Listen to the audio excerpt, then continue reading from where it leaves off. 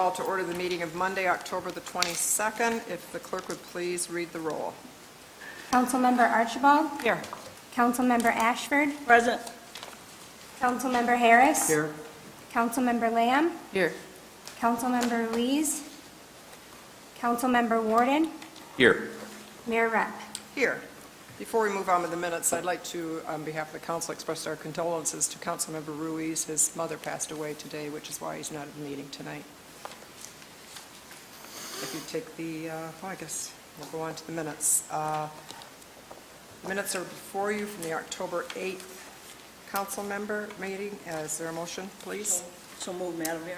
Thank you, Mayor Pro Tem Ashford. Is there a second? Second. Councilmember Harris.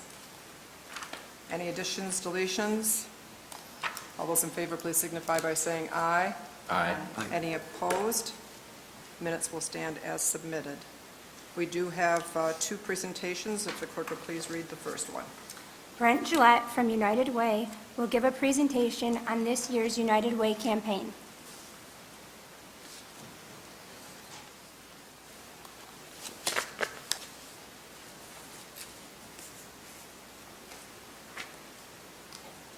Mayor Rupp, council members, thank you very much for the opportunity to talk to you tonight. And I think I'm going to yield my time for this year's United Way campaign film, because I think it says pretty much everything that I'd like to articulate tonight. So if you could indulge me by showing this year's film. Today is the day.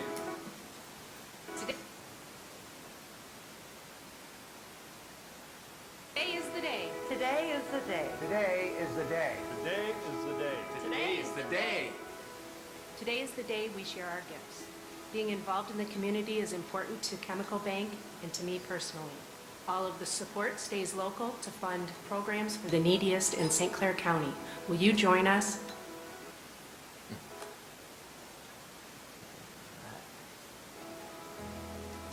Today is the day to say goodbye to addiction. In 2015, there were greater than 1 opiate prescriptions written for every citizen in the county. That is 25% above the state of Michigan average. We have to treat the whole person, and we do here at Impact. With the help of United Way and your dollars, we are working daily to say goodbye to these diseases that affects all of our community and our youth. Please give. Today is the day. I give a helping hand. We help our employees give a helping hand. Did you know that 51% of St. Clair residents receive assistance for food? I can help. Will you? Today is the day you provide a safe place for kids. Here at Cypress Place, we provide essential needs for our community's youth, such as shower, laundry, hygiene products, and counseling, just to name a few. Please give. Today is the day we show we care. I've been involved with United Way for a long time. I know my payroll deduction contribution will stay here in our county and be used for the neediest among us. As a local company that cares, Domtar supports the United Way too by allowing our employees to participate in giving and engage in activities promoting a better community. Whether it's your time, treasure, or talent, United Way can put it to good use. We are showing we care. Join us.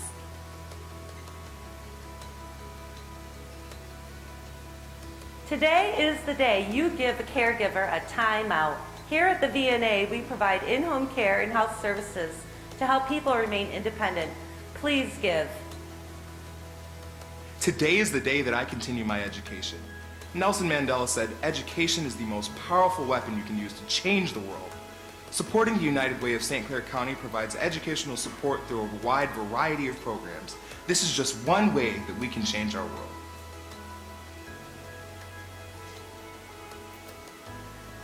Today is the day I help our kids. Kids are our future. United Way is helping the youth by funding after-school and scouting programs in our community. Today is the day I help our kids by making my pledge.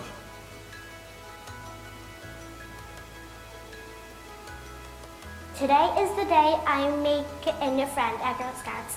We learn about nature, home, and our community, but the best part is making new friends. Yeah! Today is the day I'm able to eat healthier.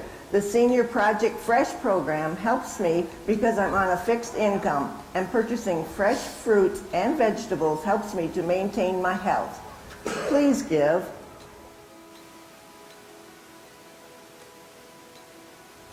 Today is the day that you can make a difference. Don't wait until tomorrow. Don't wait for somebody else to do it. You can make the difference in your neighborhood today. You can help children today. You can help your community today. Thank you for your pledge. Today is the day. Today is the day. Today is the day. Today is the day. Today is the day. Today is the day. Today is the day.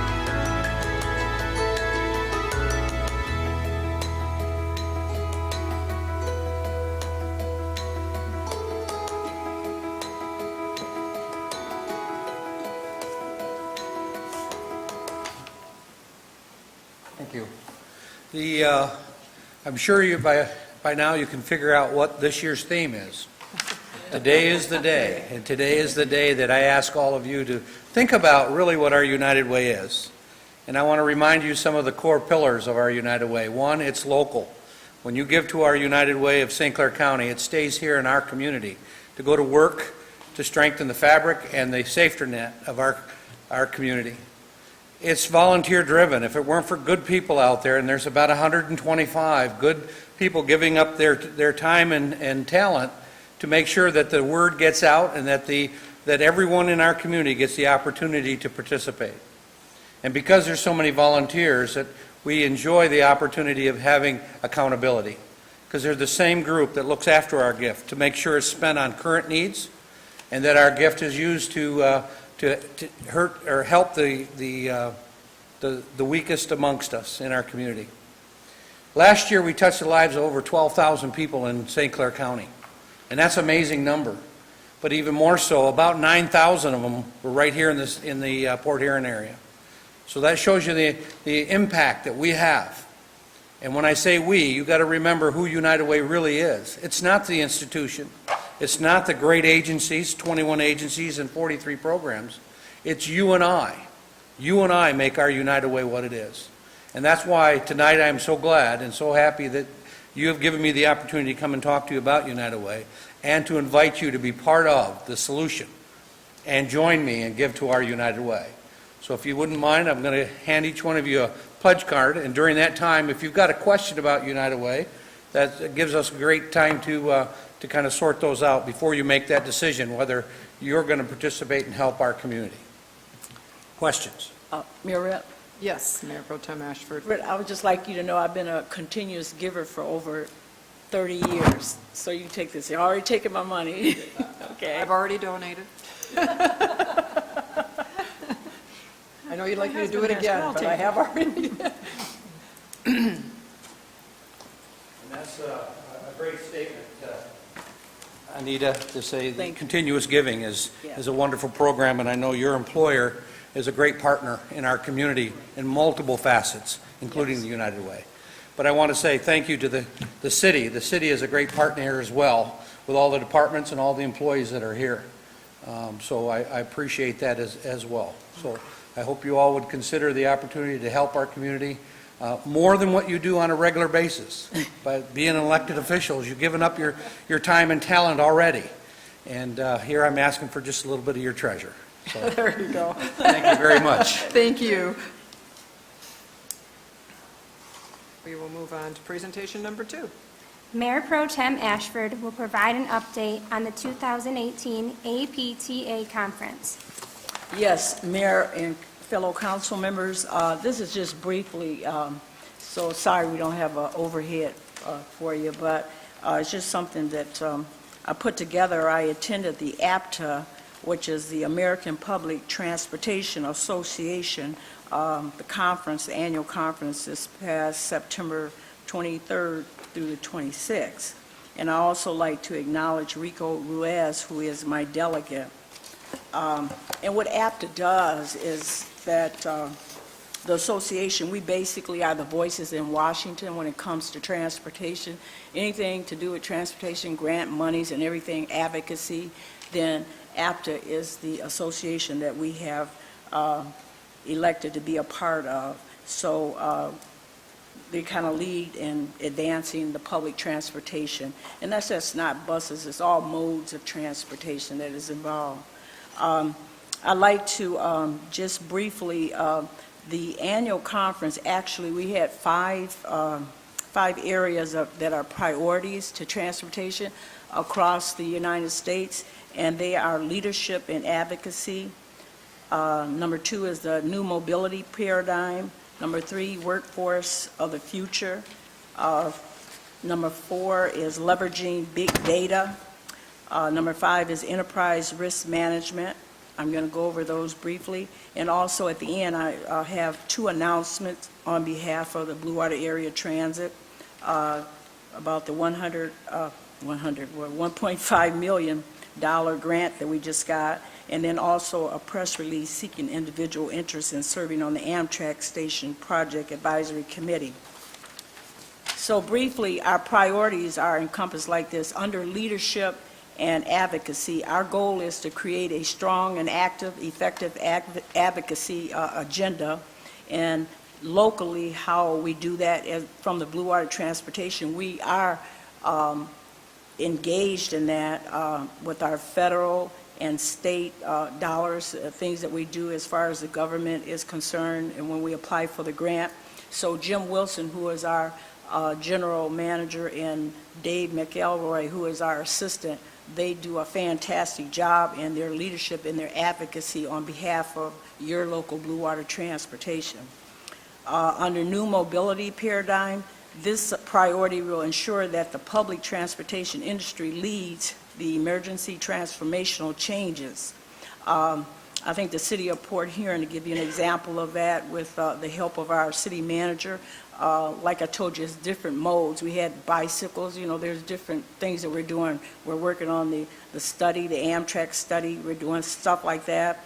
The new buses that are coming in, the new buses that are here, so that is all part of that new mobility paradigm.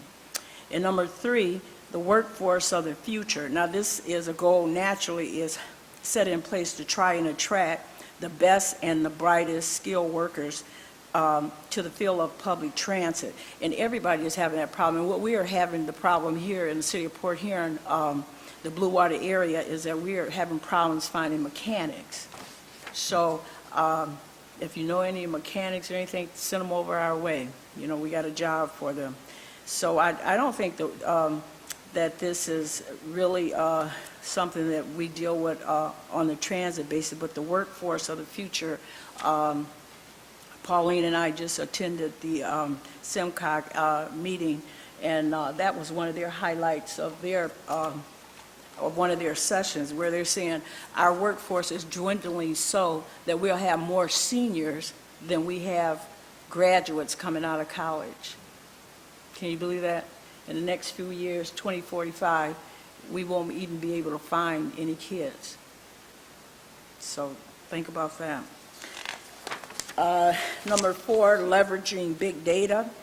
And this is also something that we have to do. I mean, if we don't try to track the data that we're having, we won't be able to tell the story of where we need to put our efforts at. So this goal is to help public transit professionals across our country to collect and assess and use the most valuable data to make the smart decisions. So we've been doing that, but we're doing it more so now in a big way, because it's just coming to that time that we, it's just time out. I mean, everybody is just searching for answers to try to make it right. And so that's what we're trying to do in the transportation industry, trying to make it right. And the last one we have is enterprise risk management. This goal involves efforts to help public transportation agencies prepare for the threats sooner with the greater certainty, for example, cybersecurity, safety concerns, and/or any act of terrorism. And what you have done, or we have done here in the Blue Water area, we have added a big component to our safety over at the Blue Water Area Transit. So in this report, what I tried to give you, not what they did on a big basis there, but I tried to connect what we're doing here in the city of Port Huron, because sometimes you could care less what they're doing here. What are we doing in our own house to make a difference. And so hopefully that you got that message here while I gave this little brief report on the priorities. And also, while we were en route to Nashville, we got the news of the 2 new electric buses that were being awarded to the Blue Water Area Transit, which was great news. When we got to Nashville, that was the talk of the conference. We even had a session specifically focused on our electric buses. My colleague, Linda Brockner, who is a trustee of Fort Gratiot, she was with me, and we made sure that we covered that so we would be knowledgeable of the buses that we were just awarded for the $1.5 million. And then, it just so ironically, the guy that was in our session, he came over he said, "Are you guys from, the Blue Water area?" I thought, well, yeah. He said, "Well, I just got finished talking to Dave McElroy." So, it's the networking that makes a difference. I mean, your presence. And so it adds a lot because people, that's credibility. You're out there and you're in the trenches and you're engaged, from the Blue Water area. So when you go up to get grants and things, they all know who you are. So it puts a different spin on it. So they know how serious we are. And also, in the way of announcement, the Blue Water Area Transit are inviting individuals interested in its Amtrak station project to participate in an Amtrak Advisory Committee. The committee's first meeting will be held on Tuesday, October the 30th, from 6 to 8 in the Donald Dodge Auditorium of the St. Clair County Administration Building, 200 Grand River. So again, we invite you, if you're interested at all, want to know if we're going to move the current station here or there, you still have time for input to make a difference. And with that, I got one more. Rico isn't with us today, but I put a slide in here for him to thank Councilmember Rico Ruiz, the City of Port Huron, the alternate delegate, Blue Water Area Transit Commission, for his dedication and his dedicated service, support of the Blue Water Area Transit. And so please accept our sincere best wishes on his last meeting. And that's respectfully Jim Wilson, General Manager, Dave McElroy, Assistant General Manager, and Linda Brockner, Chairperson, Anita R. Ashford, Commissioner. With that, council members, if you have any questions or anything, you can ask me. But I should say, our whole fleet, we have 80 buses, and with those 2 new electric buses that, around 82. So your transit is doing good, and we're off to providing, good service from here. And it's one thing is that where transportation goes, our community grows. Thank you. So how often do they have to plug in those buses? Well, we don't have all that yet, but the plug-in, so that is a new dynamic. So, we have the CNN, the compressed natural gas, and we're the largest in the state there, but these are supposed to get more. And I won't go through that because of I do have all those questions here, answers. And, I guess I could give this, to put it in perspective, our current buses using CNG compressed natural gas are attaining 5.98 miles per gallon, whereas the electric will be 22.14 miles per gallon. So it is a difference. And then also there's going to be a difference, in the zero emissions, coming out of the tailpipes, the clean air effect. Yeah, and it gets kind of detailed, but it's almost me talking Greek if I start this. So I'm going to be smart and just cut it off, okay? Yeah, but thank you very much. Thank you. Thank you very much. We will move on to the public comment portion of our agenda. Is there anyone in the audience who wishes to address the City Council this evening? If you do, please come forward and give us your name, and you do have 4 minutes. My name is Mark Bradford, 3424 Military. I just wondered who made the rules all of a sudden about the yard signs? Who decided to enforce that? Is that an ordinance that's on our city charter or whatever? I'll let the city manager address that, please. It's under our city ordinance. We have a sign ordinance. We've been enforcing it all along throughout the year.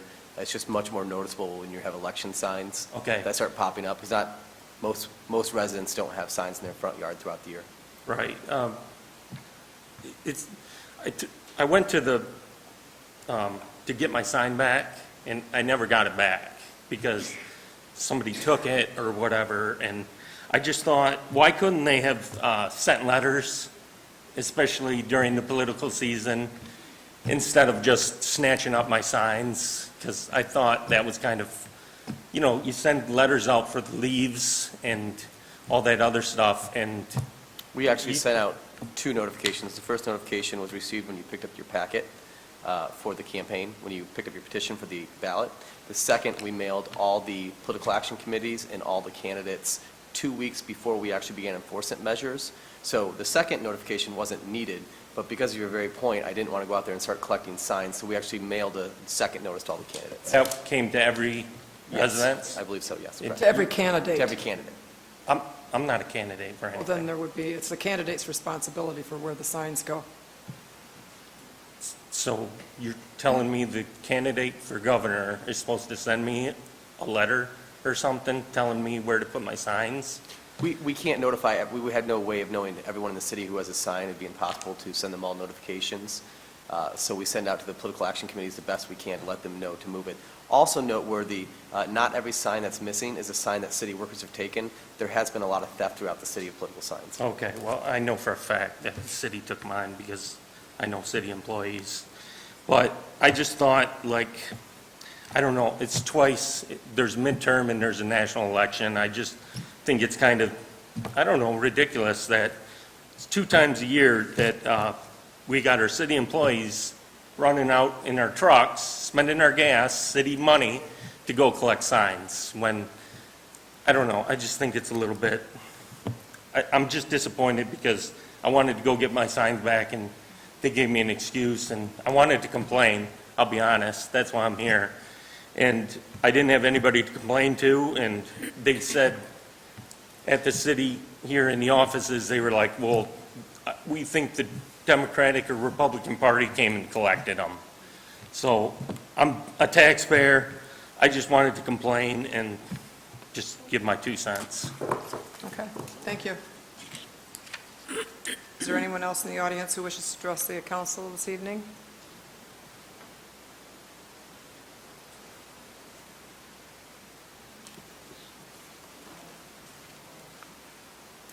Hi, my name's Kathy. I live on Johnstone Street in Port Huron. I'm just wanted to speak with the city council tonight about a few issues I've been having in my neighborhood. I don't know if this is a council issue or a police issue. It's kind of a silly thing as far as I'm concerned all the way around, but I just, we've been having some issues with a neighbor.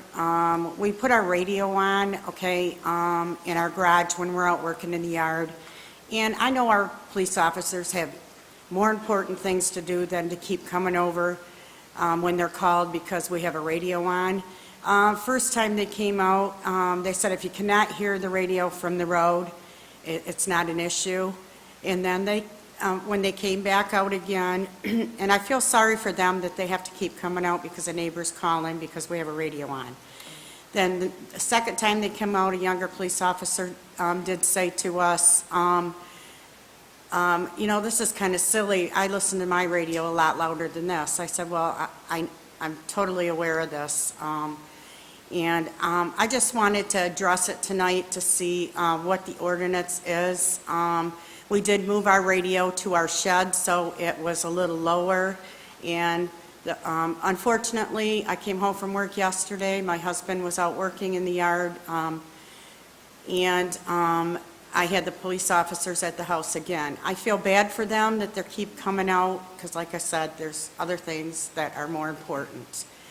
Just wondering what the ordinance was about having a radio on when you're outside working.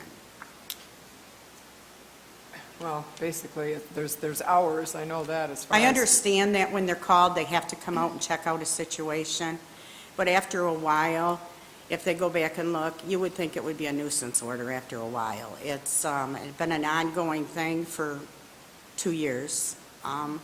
These guys got more important things to take care of. So I just wanted to see what the ordinance was and what we could do about it. We even brought a smaller radio outside, shut the big one off in the garage, and these poor guys are still getting called to come out, so. If you leave your name and number with Chief Platzer in the back, we'll get you a written copy of that delivered to your house tomorrow. Okay, thank you so Yep, much. no problem. Thank you. Mayor, Yes. was it Kathy? Kathy. Kathy, don't ever think that something is too insignificant for you to bring before the city council. If it's important to you, it should be important to us, so you're fine. Yeah, thank you very much. You're welcome. Thank you. Is there anyone else in the audience who wishes to address the city council this evening? Seeing no one, I will declare public comment closed, and we will move on with the agenda. And if the clerk would please read item number 1. Approving and authorizing the submission of a corrective action plan, defined benefits pension retirement system to the Michigan Department of Treasury. Is there a motion? So moved. Support. Councilmember Archibald, Mayor Pro Tem Ashford, and I would ask that the city manager would give us a brief presentation on this. Yes, absolutely. Can everyone hear me okay? I think so.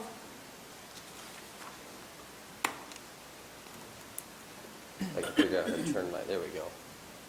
I've only used this thing a million times. Before you tonight, we have, I worked with the state legislature and the governor's office last year to develop a package of bills that came out in December of last year that created essentially an oversight authority over unfunded liabilities. 4 years ago, we brought light to this issue. We were one of the first in the state to do so. I'm very proud of our pioneering efforts to bring unfunded liabilities to the forefront.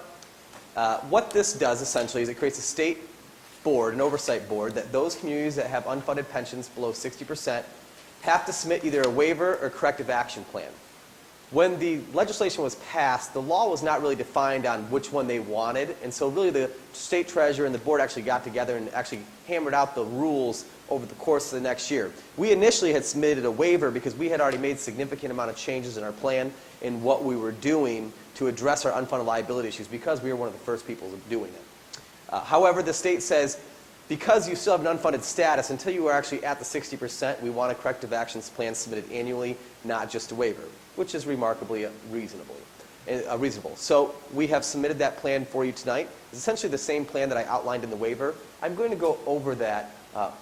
One, I think it's important that as we look forward, we have to take a moment to look back to where we were just a few short years ago.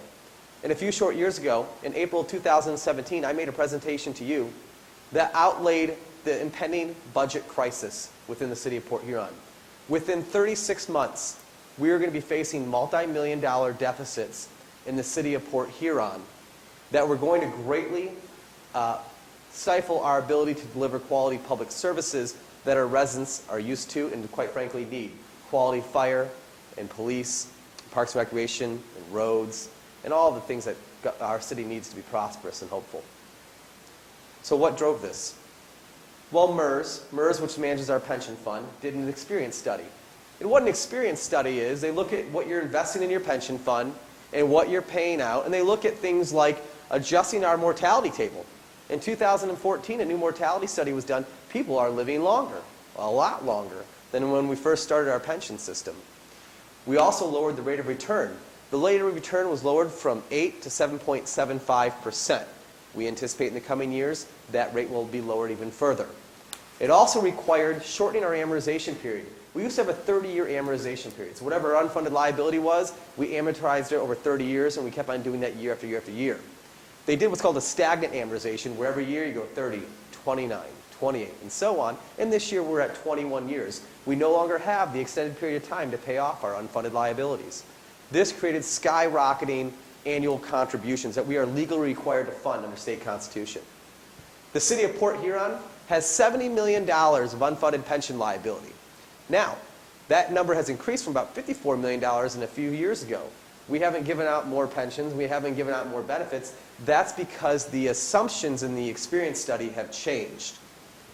The annual pension contribution in 2018 and 19 will be approximately $5.28 million, an increase of 78% 5 years ago when I got here at $2.9 million. The City of Port Huron's OPEB, our retiree health care, is underfunded by $48 million. The annual required contribution for the OPEB is relatively stagnant at $3.8 million. So you have pension, which is skyrocketing, OPEB, which is a relatively stagnant number. Our total unfunded liability is $118 million, with annual contributions of $9.1 million. We have 374 pension beneficiaries. Those are people who either retired or their spouses. We have 229 full-time active employees. The actuaries tell me that in the coming years, our pension beneficiaries will rise to about 390, and our actives will drop below 200. This gives you an idea of the rapid growth of the projected pension and OPEB payments going forward. And these are pulled out of your MERS valuation that we get on an annual basis, which you have numerous copies of. This shows you our general fund projected growth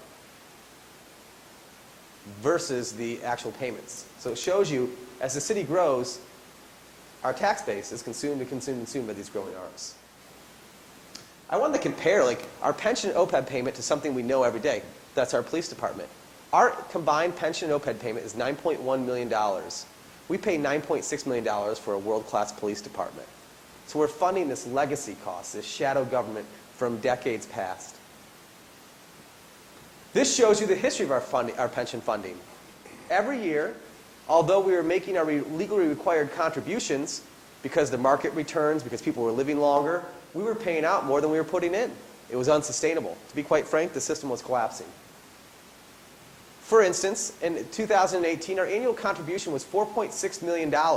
But because people are living longer and the market's returns were lower than expected, we would have had to pay an additional $5 million to stabilize that fund. For every $1 we paid employees' salary, we have a fringe benefit rate of 93%. That's 93 cents in the dollar. 38 cents pays for the employees of today. And this is important to note because the current and city employees are not the problem. They've taken the sacrifices, they've taken the cuts. 55 cents, 55% of that 93% fringe cost is legacy costs. For employees that are already out the door from decades past, that are constitutionally protected, we cannot change or alter those benefits. So we have movable objects and we have unmovable objects. GADSB accounting rules tell us that we cannot show legacy costs on a separate line item. The following slide is going to show what it would look like. So essentially, we run what's called an enterprise system, a fund budgeting system, where we charge a fringe benefit rate, and the money from the fringe benefit rate goes into the fringe benefit fund, and the fringe benefit fund pays for the health care costs and retiree costs and legacy costs, all out of the fund. It is illegal for us to not do a fringe benefit rate and just do a line item like this. This is essentially an illegal graph. But I wanted to show it to you. So if you looked at what our general fund budget was in 2018, for instance, public safety, $15 million. If we were to reduce the fringe benefit rate to count for only the current employees, not the legacy costs, it would reduce the cost of public safety by $3.8 million. If you did that across the entire total budget, it'd be $5.1 million in the general fund. And the reason why I think it is important to separate that out into a separate line item for demonstration purposes is because it really tells you the burden of legacy costs is having on our operations. But GASB precludes us from doing that. Correct. If I did it any other way, I'd end up going to jail. And I wouldn't do well in jail. No, we all go to Yeah. jail. We have not sat idly by. Business has not been as usual. We've reduced the cost of government by more than $3 million in the 48 months since I've been here. $3 million, that's significant. I want to talk about why it's significant. It's because employees are doing now 2 or 3 jobs that other people used to do. We've reduced by more than 100 employees over the last 10 years. So they're working harder for the less money, the same amount of money. We've had to reduce certain programs. We've had to reduce how we do benefits. We've also got really good at being efficient. You know, government used to be this over-bloated dinosaur. It's no longer the case. It's been a refiner's fire, and we shaved $3 million. But again, those savings were consumed by the rising contributions to our pension and OPEB. We have created partnerships with our union and non-union groups. Oftentimes, collective bargaining groups get a bad rap as if they're an obstacle or they're hard to work with. It is not the case in the city of Port Huron. One of the things I've learned in the almost 4.5 years that I've been here is that our employees are at the table. They want to find solutions for our citizens, and they're willing to take sacrifices. I don't want to talk about the sacrifices our employees have made. We have changed our health care once again. Every year we've been cutting benefits, so you have to pay more for your copay, more to get your prescription, more to visit your doctor, more to go to the ER. And for our employees, and just the health care savings alone in our new contracts, is almost $300,000, $280,000 in health care savings. That $280,000 is savings on the back of our employees and our retirees, and that cannot be overstated. We have employees who are paying more into their pension and contribution. So back 10, 15 years ago, you just got a pension, you didn't have to pay anything in. Now we have employees paying 6% and 7% respective, which group they're on. All new hires participate in health care savings plan. We no longer offer cradle-to-grave health care. You do not get a health care plan to the day you die. We have a health care savings account starting in 2008. All new hires are enrolled in a hybrid pension system. So you don't just get a defined pension system, it's a much lower pension with a defined contribution, more of a 401k style. It's a hybrid. The hybrid became available for public safety in 2011, and we implemented it for public safety in 2014. One of the most important things we did is in the contracts we negotiated in the July of this year, we actually bridged down the benefits from a multiplier of 2.5 to 2. That's significant reduction. So our employees will now have to work longer before they can retire, and they will earn less in their retirement. They negotiated that to do what was right for the city and do what's right for our citizens. Overtime hours, which is our included FAC, which is final average comp. So we take the highest consecutive 3 years of your wages, and that's what your pension is based on. And the final average comp used to include unlimited overtime. So public works employees who are working 300, 400 hours a year of overtime, police officers who are working 300, 400 hours of overtime, their pension was spiked based on those overtime dollars. It was unlimited. We've capped it at 100 hours, which was an extraordinary sacrifice our employees have made. So not only are they working overtime, it's not affecting their pension to the degree it was. Our health care plan, again, includes increased deductibles, office visits, copays.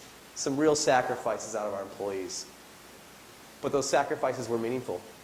MERS estimates that the savings from bridging down the pension will be between $10 and $15 million reduction in our unfunded liability. The savings from capping our overtime, we cannot be estimated until we've submitted about between 12 and 24 months. But studies across the state will show that we'll probably see between $5 and $10 million of savings there, in addition to the actual day-to-day operating costs being lowered from the reduction of overtime. There's no longer an incentive to have overtime unless it's absolutely necessary. Wages have been stagnant. Pay freezes. So imagine you're an employee. Your pay has been stagnant. You're paying more out of pocket for your health care, and now you're getting less in your retirement. These are real and meaningful sacrifices our employees have made. In our new collective bargaining agreement, we do wage increases of 2.5% for the next 2 years and 2% in the third year. Those wage increases are well below the current rate of inflation for this year. The city of Port Huron has paid an additional $1 million. In addition to so we have our constitutionally required payment we have to make on an annual basis. We cannot shortchange the pension fund. It is illegal. We have paid our annual required contributions, and in 2016 and in 2017, we paid each an additional $500,000, and we anticipate paying more at the end of this year. In August of 2017, the citizens met us halfway. We told the citizens of Port Huron, we've slashed our budget by more than $3 million. Our employees have taken remarkable sacrifices, but it's still not enough. And if to prevent meaningful impacts from our core public services, we're going to need additional revenue. And by historic margins, our residents voted to approve a $3 million public safety and a $1 million Parks and Recreation, generating about $2.2 million on an annual basis. I cannot overstate to the citizens of Port Huron what that has done to help protect this city and to ensure we are a prosperous and safe place to raise a family. Because of all that work, we have now taken projected deficits and we have turned them into projected surpluses in the coming years. We project a small surplus this year, $270,000, and a small surplus next year, which we will use to pay down our unfunded liabilities. Remember, for every $1 we invest today in paying down the cost of unfunded liabilities, that's $2 that our children, that my daughter Lucy will have to build her own future, to build their own future, and to make them free of our burden. So what I want to say is that this plan is remarkably meaningful, and we call it material in the accounting world, to reduce our unfunded liabilities. It is a long-term, both a short-term tactical approach for budget stability and a long-term strategic approach to paying down our unfunded liabilities and get us funded by 60% by year 2027. And I will take your questions. Okay, I'll open it up to the council. Are you going to take them from? Whoever you got, you can take it up there. Okay. I'll open it up to the council for questions. Did you have one, Councilmember?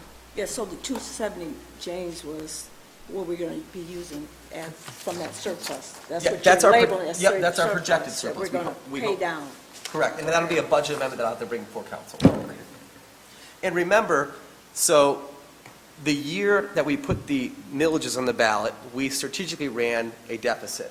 Because we essentially said we could slash our services now until the voters say yes in August, or we can strategically run a small deficit until the voters have a say and then make the cuts. The reason for that was we didn't feel it was right to lay off police and firefighters only to have to call them back a few short months later. And so we didn't want to cause damage to our hard workers and their families if it was unnecessary. We also, when the voters said yes, it is from the time they cast yes at the ballot box to the time we actually receive that revenue into our accounts, it's more than a year. And so we were unable to make an additional unfunded liability payment in the last fiscal year because we simply didn't have the money. The deficit had grown so much. And we did not initially budget the additional payment this year because we didn't have accurate accounts of what that revenue was going to be until it actually came in. So that was the bridge that got us across. Correct. Okay. Correct. Okay. Any other questions from council members? I guess my question is, what strategic documents did we, well, I guess we just requested a waiver, but what additional strategic documents are we forwarding to the state treasurer's office to kind of move this along? So you have them attached in your council packet. We have sent that and also our valuation from MERS, their projections, our experience study, all the data they need to essentially gauge the viability of our plan, and so they have it all. Thank you. Yep, Mayor Rep. Yes, Councilmember Ward. Just a few questions. This corrective action plan, it looks like in the packet there, I think we did it back in April. It says April 9th. Is that when we did it for approving the initial waiver? Sounds about right. Yeah. And then it looks like the State of Michigan Department of Treasury, the letter was May 17th, 2018, saying that we've been denied. And I was just wondering, from there till now, something like that, knowing that we were denied the waiver by the State of Michigan Treasury, I just wanted to know why we, as council members, why the first we're kind of seeing this denial is now. I recall getting it. Yeah, Right here? Yeah, we briefed the entire council on it. In addition to that, as well, not only did I brief the council on it, but because the law was so new and the internal guidelines that Treasury was using, they were still writing them as they were going. I had numerous meetings with the state treasurer, including the governor's office, on what they were looking for, what they wanted to do. To be quite frank, the city of Port Huron and our financial team, we had insight on developing those policies. I was at a seat at the table onto what the corrective action plans would look like. And they didn't even have a board at that point as well. I appreciate, definitely all your work on that. I have a couple questions on this corrective action plan that we're submitting here, this new one that you're asking us, or you're putting together. I think it's this corrective action plan document has the different systematic, the requirements here. It says being less than 60% funded, which we know, and again, the percentage of annual required payments is percentage of the revenue or the budget. We're going to be putting this together, sending this in, and then the Treasury Board has 45 days to review it and then whether or not they approve it or reject it.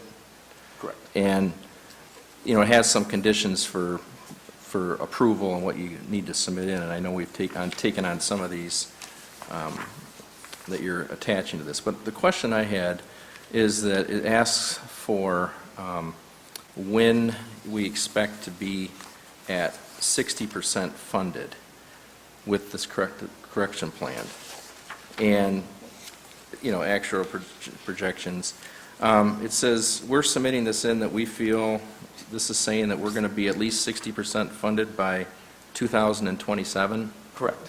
And that's based on, hopefully, some of those assumptions coming back from the revaluation? It's based on the MERS valuation from 2017. Okay, so I guess any guidance, I think this little F1B1, packet page 61, this little estimated projected employer contribution part for the city of Port Huron, I think that's going to be attached in there in the submission. It actually references, it says fiscal year beginning January 1 as the fiscal years, and our city is actually, our fiscal years are July 1. And I'm just wondering, I guess, where this table... That is from the MERS fiscal year. This right here? MERS, because of payroll, runs from a January 1 to a December 31st fiscal year. It won't be realized. What's that?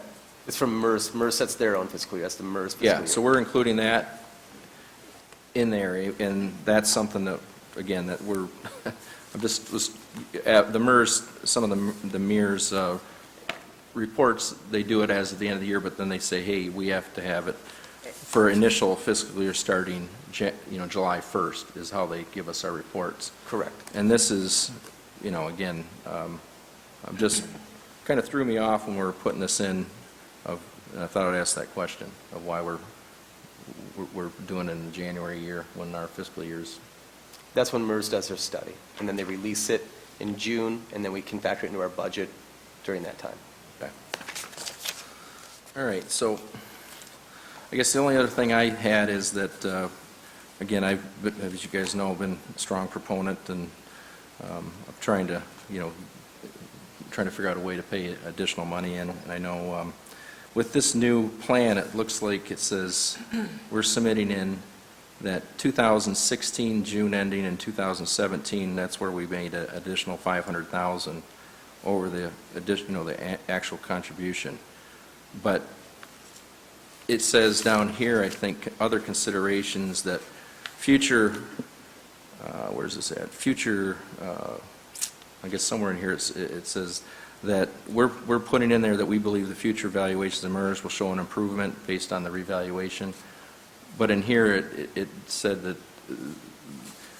assumptions or things like that might not be considered. And I'm just wondering what the impact is going to be on that. So you have the changes we made in our collective bargaining agreements, but Yep. you have MERS at the same time conducting a new experience study. Mhm. If they change the rate of return, if they change the mortality tables, I don't think they will. I think it'll be the rate of return this time. If they move it a quarter point down or a half point down, that will have an effect on what our ARC payments are and schedule going forward. We don't have that information yet, and so we're going to have to wait until June before we receive it. Okay. Yeah, I just was, as I read through the whole thing from what the state sent and then what some of the criteria is, I was concerned of, hey, we're putting that out there, but they might not consider that part. I think the other thing is just for us approving this to send this in and then hearing back from them, are they, I guess we're kind of one of the first runs through here. What happens if they, do they consider it and then give feedback of something that they would request us to change in order to get approved for a corrective plan? Like again, that 2027 to have it at 60% funded, are they going to do an evaluation and say, hey, we want you to be there quicker, or is it something that we'll have a chance to react to? Yeah. They will essentially gauge the health of it. They may provide feedback. I will meet with State Treasurer after we submit it as well to review it with them. But they also must know that these are problems that weren't created overnight. There must be a long horizon to solve them. and they're very understanding of that as well. But they're also, my conversations with Treasury is they remarked at, most communities are now doing this because the state law passed, but before the state law passed, we had cut the size of government. We had paid $1 million of additional payments on top of our constitutionally required amounts. We've worked with our collective bargaining groups. This was all before the law changed. And so we were pretty proactive when most communities may not have been. So we've been, to be quite frank, the leading city in the state on this. Yeah, I guess just as this is a working thing with the state of Michigan, I'm just hoping that when we send this in, that at least there'll be, you know, some give and take or feedback if they say, hey, you know, we really will approve this, and if you do this, is that what we expect, or will we have to totally resubmit something different without that feedback? We don't know. Okay. This is a new law. The state's, the first round of these will be one of the first review. I anticipate that they will accept the plan as it is legal. It does balance, and it does provide a long-term solution to our unfunded liabilities. But however, we must reiterate that the ground we have gained is fragile. I don't want people to think that we're, rolling in the money. When you're running a $200,000 surplus on a $24 million general fund budget, you could burn through that in a month on the way these operations are. So we are ever diligent going forward, that we're still very mindful of our cost, whether that be day-to-day costs, whether that be long-term costs in acquisition and operating of facilities. So we are not out of the woods. We have a 5 to 10 year balanced budget, but as that horizon goes out, more questions arise. And so this plan will be ever-changing. We will continually monitor it, but this will be the number one focus we look at financially for at least 10 years. And that's why I appreciate the mayor and council for the last 2 out of the 3 years approving that additional $500,000 payment on top of everything we did. It's hard to cut services, to consolidate jobs, and then take that extra money and put it to pay down our children's future. But that was important, and it was a moral and ethical challenge. And I think it was one of the great moral and ethical issues of our time, and we rose to those challenges. I think somewhere in here I saw that we're stating to the state that we're going to be doing additional funding over and above the annual required or the ARC that we've currently chosen for this year. Is that correct? Is that something that we're changing? We're hopeful, but as you understand, a budget is balance, revenue and expense. And so if we want to pay more into our funds, then we must reduce funding and expenses elsewhere. I know it's one of the things you've hit on for the last 24 months, but one thing we haven't heard for 24 months is a motion on where to reduce other costs and other services and programs to make that additional payment. And so we believe that when the citizens spoke at the ballot box by such a resounding measure, it was don't cut police, don't cut fire, protect core services. And so that's why I have been ever hesitant to look at any reductions in services for an additional payment until we find out where we're going to be at in the next couple of years. Yeah. Okay. Yeah, I just wanted to clarify that we're sending that in, that we're intending to or hoping to, that hopefully they don't come back with, hey, you have to with this exact amount, or we're going to have to, or a violation of what we're submitting in. I don't want to be in violation saying that we're going to do something that we might not be able to do. Yeah, I can't overestimate the amount of discussions I've had with the state treasurer and governor's office before putting this plan together. I think they recognize that the $1 million we paid in more sets precedent for our goals for the future. This city, this mayor, and this council have always paid in more to the fund when they're available. But again, we're not seeing massive surpluses here. We're barely getting by. When we went to the voters and asked for a millage, we asked for just enough to get by. We didn't ask for enough to have a windfall. We didn't feel that was good stewardship. Thank you. Any other questions from council? Yeah, Mayor, just a few comments in regards to Councilmember Wharton's question. Will they work with us? The Michigan Department of Treasury, on their spreadsheet, one of the categories they got is under review, and a lot of those cities that find themselves in unfunded liabilities are under review, and 111 of those communities and townships got it denied. they only had 65 approvals. So that'll show you that what we're up against. Well, that was for the waiver. Yeah, that was, And, yeah, and the that's reason, the way. yeah, and the reason why some of them were, like, for instance, we applied for a waiver because the state was not clear if you had already done those things, do you want it as a waiver saying, hey, we'd already done this, or do you still want it as a plan until we reach 60%? They said, they made the determination, we want it, a corrective action plan until you hit 60%. A lot of those communities who were approved were the communities that bonded out. For instance, Ottawa County, Saginaw Township, who did bond issuance to fund their pension, and they said, we are already funded, we issued bonds. So the 39 of those, I think out of the 39, at least 30 had bond issues. Yeah, and it does state the 60%. Correct, yep. Yep. I have met with every member of the board and the state treasurer in the last 30 days over this plan. Speaking about the bonding, is that ever going to become a possibility for us? We are ever hopeful that we will work with the state legislature. There's a bill that Senator Stamas has introduced in the last couple months. I hope that in lame duck, we will see some type of bonding mechanism. I think the question becomes is they see it as a hard cost versus a soft cost. I see it as a hard cost. We owe this money. It's not going anywhere. What we want is a longer-term horizon to pay it off. For instance, our payments are going to grow from $5.2 million this year to north of $10 million in about 5 to 10 years. By bonding it out, we would cauterize that growth to about $5.2 million on a 30-year payback. And so we are working with them. I have talked to the state treasurer, and I do not believe they're opposed to bonding for pension, not for OPEB, and I think we'll see something in December. Okay. Mayor Rep, I have one more thing I just wanted to add.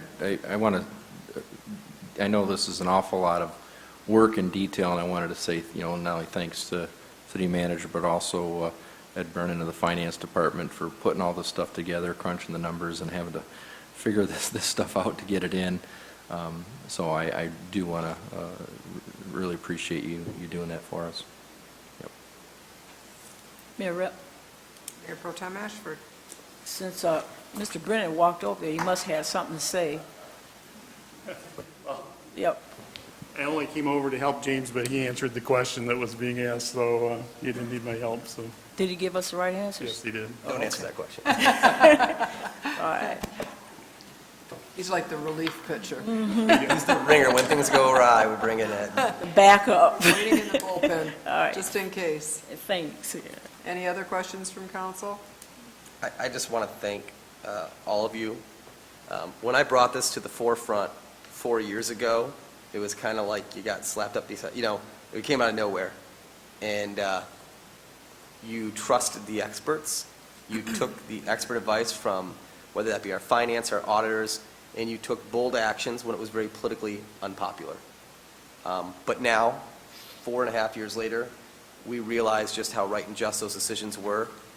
I hesitate to even pause and think about where this city would be if it wasn't for the leadership that you all demonstrated through those difficult budget processes, through those very, very difficult budget processes. We have seen around the state other communities that didn't lead and where they're at, and so I thank you for that. I'll say I can't ever express enough the courage to lead, the courage to lead. Thank you. Thank you. too, James. We will take the vote.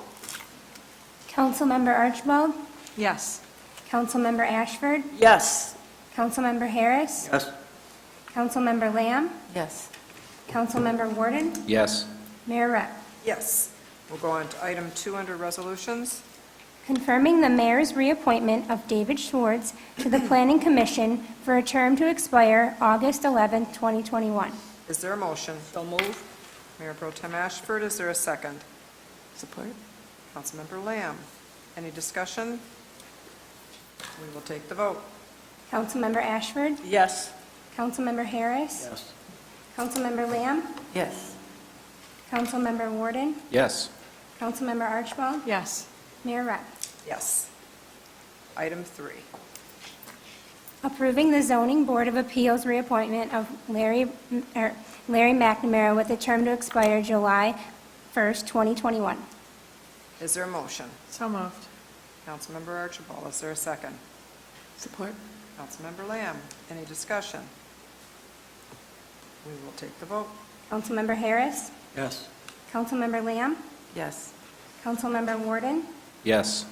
Councilmember Archibald? Yes. Councilmember Ashford? Yes. Mayor Rep. Yes.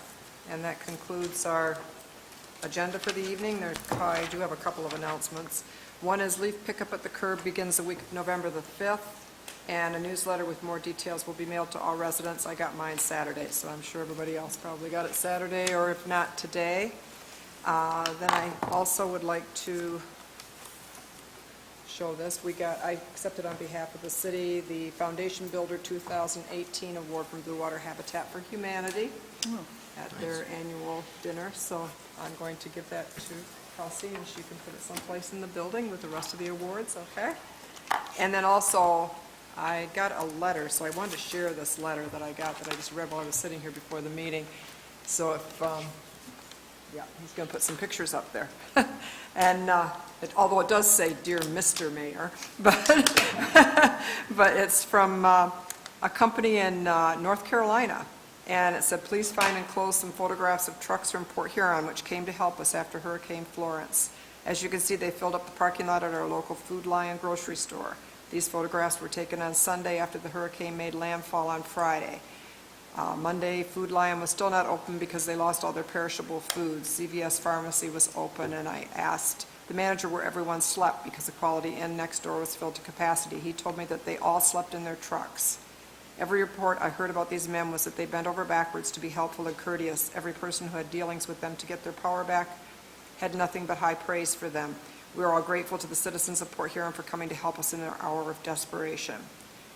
Hubert Wolfen, and it's from Rafford, North Carolina. I just thought it would be very nice to share.